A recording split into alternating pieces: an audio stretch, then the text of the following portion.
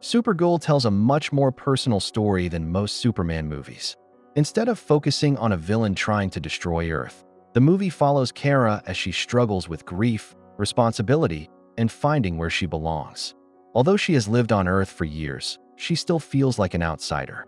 Her journey across the galaxy begins as a race to save Krypto's life, but it slowly becomes something much bigger.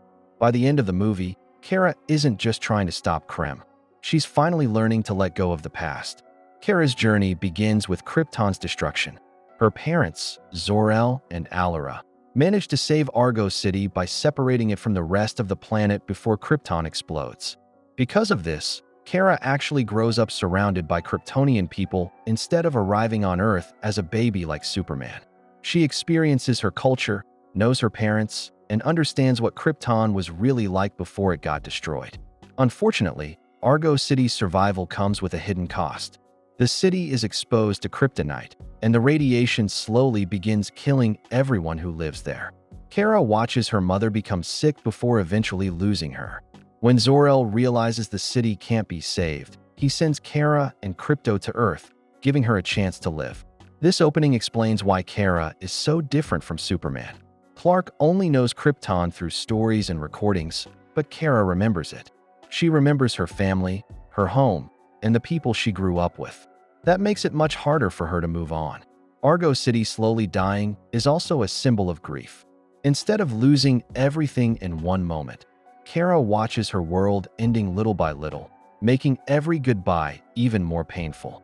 After arriving on Earth, Kara is welcomed by her cousin Clark Kent, who has already become Superman.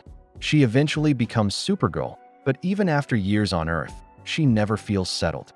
Instead of building a life there, she spends most of her time traveling across space, visiting different planets, and enjoying adventures far away from home.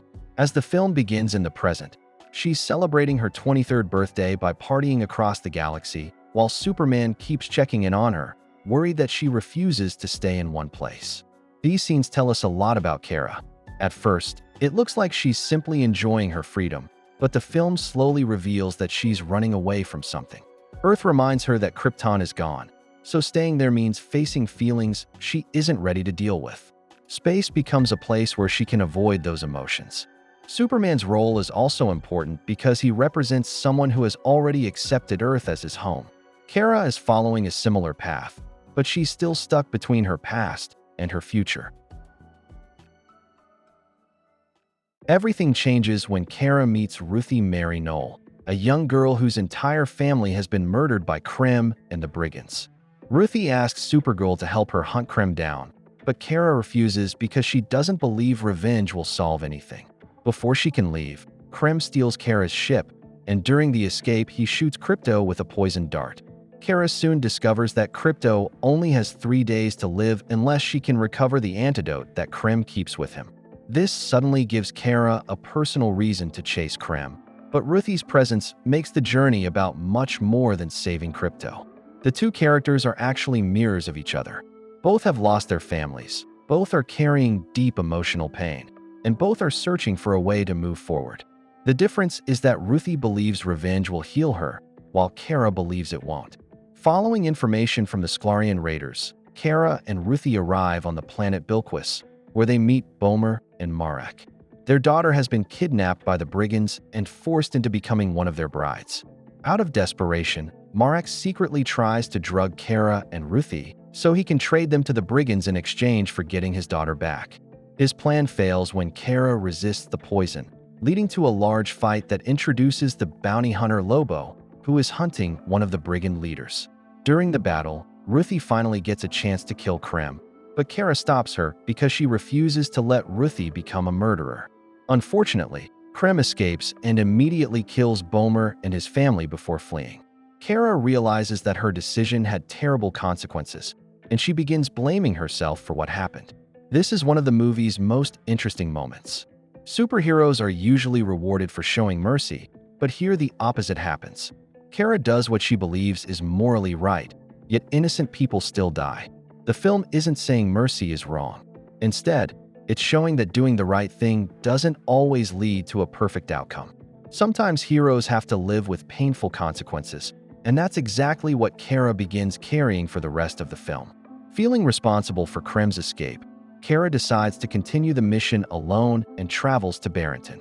However, the planet orbits a green sun, which removes her Kryptonian powers and leaves her weak and vulnerable. Ruthie secretly follows her and helps take care of her while she recovers, proving that their relationship has become much stronger than it was at the beginning of the movie. The green sun is more than just a way to weaken Supergirl. It forces Kara to face the world without the abilities that normally define her. For the first time, she can't solve problems by simply being stronger than everyone else. Instead, she has to trust someone else to help her. This becomes an important step in her growth because Kara has spent most of her life trying to carry everything alone. The film reminds us that being a hero isn't just about having powers. It's also about accepting help when you need it. While Kara is recovering, Ruthie is captured by the Brigands and taken aboard their ship. She eventually escapes her cell and frees Lobo, but Krem catches her before she can get away. At that moment, the planet rotates back toward its yellow sun, allowing Kara's powers to return. She joins Lobo in defeating the Brigands, freeing the kidnapped brides, and finally bringing Krem's reign of terror to an end. The return of the yellow sun represents more than Kara getting her strength back. By this point, she has also changed emotionally. Earlier in the film, she relied mostly on herself, but now she succeeds because she works together with Ruthie and Lobo instead of fighting alone. Rescuing the brides also reminds us that this mission has grown beyond saving Krypto. Kara has become focused on protecting innocent people again instead of chasing Krem for personal reasons. After the battle, Ruthie prepares to kill Krem and finally get the revenge she has wanted since the beginning of the film. Kara stops her and explains that killing him won't bring her family back or take away her pain. Ruthie finally accepts this and walks away, choosing not to let revenge define the rest of her life. Then, Kara picks up the sword herself and kills Krem before taking the antidote. This scene has already divided people because it seems to contradict everything Kara has been saying throughout the film. However, the film presents the decision differently. Kara doesn't kill Krem because she's consumed by revenge. Instead, she refuses to let Ruthie carry the emotional burden of taking a life. Ruthie is still young and has a chance to build a better future, while Kara chooses to carry that responsibility herself. Whether you agree with her decision or not, the film clearly shows that Kara isn't proud of what she has done. It isn't treated as a victory. It's treated as another burden she will have to live with. Kara returns just in time to give Krypto the antidote, saving his life before it's too late. After everything they've been through, she says goodbye to Ruthie, but also invites her to continue celebrating the rest of her birthday together. Sometime later, Kara returns to Earth and reunites with Superman, telling him that she finally wants to stay there permanently because Earth has become her home. This ending completes Kara's emotional journey. At the beginning of the film, she spent her birthday running across the galaxy because she didn't feel connected to Earth. By the end, she's no longer trying to escape her past. She accepts that Krypton will always be part of her, but it doesn't have to stop her from building a future somewhere else.